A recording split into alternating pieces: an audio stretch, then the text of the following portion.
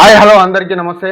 ముందుగా Shri బలాభీమ news channel కి స్వాగతం సుస్వాగతం. వచ్చే నెల ఫిబ్రవరి 5వ తేదీన తెలంగాణ రాష్ట్ర ముఖ్యమంత్రి రేవంత్ రెడ్డి సొంత నియోజకవర్గమైన కొడంగల్ పర్యటన నేపథ్యంలో పటిష్ట ఏర్పాట్లు చేయాలని జిల్లా కలెక్టర్ సి నారాయణ రెడ్డి అధికారులను ఆదేశించారు. మంగళవారం ఎమ్మెల్యే క్యాంపు కార్యాలయంలో జిల్లా ఎస్పీ ఎన్ కోటిరెడ్డి, నారాయణపేట జిల్లా కలెక్టర్ కోయ శ్రీ హర్ష, వికారాబాద్, నారాయణపేట జిల్లాల అదనపు కలెక్టర్లు రాహుల్ శర్మ, లింగాయ నాయక్, మయాంక్ మిట్టల్లు ప్రత్యేక సమావేశాన్ని ఏర్పాటు చేసి పలు అంశాలపై అంతర్గతంగా చర్చించారు.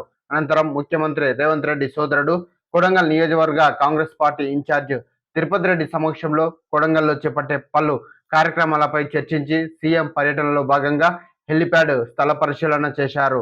అక్కడి నుంచి శ్రీ మహాలక్ష్మి వెంకటేశ్వర స్వామి దేవస్థానంలో ప్రత్యేక పూజలు నిర్వహించిన అనంతరం ఆర్ఎన్బి అతిథి గృహాన్ని పరిశీలించారు.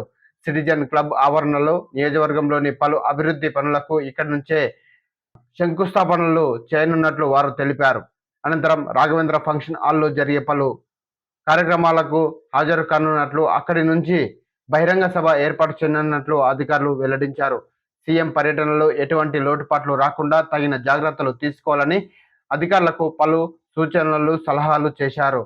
ఇక్కడి నుంచి కోసిగిపట్నంలో హెలిప్యాడ్ ప్రాంతాన్ని పరిశీలించి అక్కడి ఉన్నతాధికారులతో సమావేశాన్ని ఏర్పాటు చేశారు.